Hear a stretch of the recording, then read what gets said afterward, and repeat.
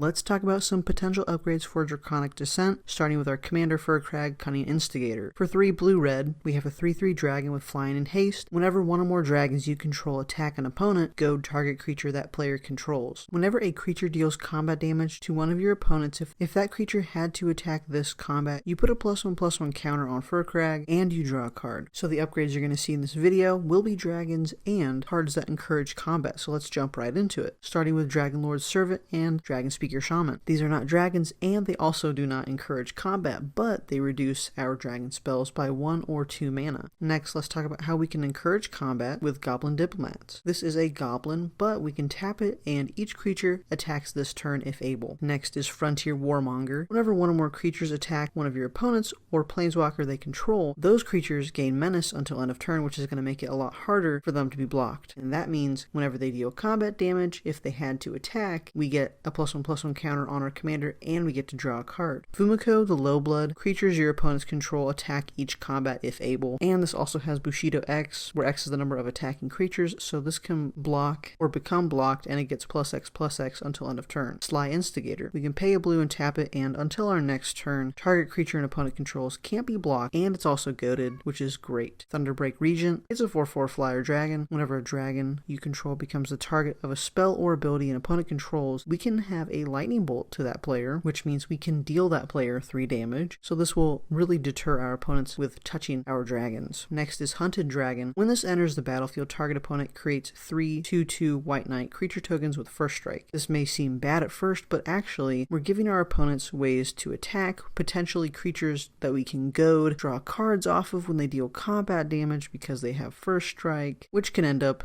making our opponent have to block with Llanowar Elves or whatever, and that knight will survive and hopefully on another turn deal combat damage that we forced. Next is Scourge of Valkus. Whenever this or another dragon enters the battlefield under our control, it deals X damage to any target, where X is the number of dragons we control, which is great because we're hopefully dragon tribal, which you would want around 25 cards or more to make this really worth it. Angler Turtle. It has hexproof, and creatures your opponents control attack each combat if able. This is great and helps what the deck wants to do. Next is Skyline Despot. When this enters the battlefield, you become the monarch, which is great for commander. It means at the end of our end step, for the monarch we get to draw a card, but if we're dealt combat damage, an opponent can take the monarch from us. Also, at the beginning of our upkeep, if we're the monarch, we get a 5/5 red dragon creature token with flying, which we want dragons on our battlefield, and this is a great way to do it. Curse of Hospitality. So we can enchant a player, and creatures attacking the enchanted player have trample, which is great for us, especially on top of flying, which most dragons will have. And it says whenever a creature deals combat damage to the enchanted player, that player exiles the top card of their library. Until end of turn, that creature's controller may play that card and they may spend mana as though it were mana of any color to cast that spell. So we can potentially cast our opponent's spells, which I love to do personally, but again, this is encouraging all players to attack the 1, which will help us get that much closer to winning the game. Curse of the Nightly Hunt. We can enchant a player and creatures enchanted player controls attack each combat if able. So this is going to save us a creature or 2 if there's a board wipe, so we don't have to tap them. We can just have a certain player have to attack each combat. Reconnaissance Mission. Whenever a creature we control that deals combat damage to a player, that's going to let us draw a card. And drawing cards is probably the best thing to do in Magic, so this is great for the deck. And the last 2 are actually lands that are priced at a decent budget right now. It's Shivan Reef and Volatile Ford. So Shivan Reef, we can tap it for a colorless, or if we need that blue or red mana, it can deal us 1 damage. Volatile Ford is an island or a mountain, which can potentially help us later if an opponent has a way for us to grab a certain basic land type.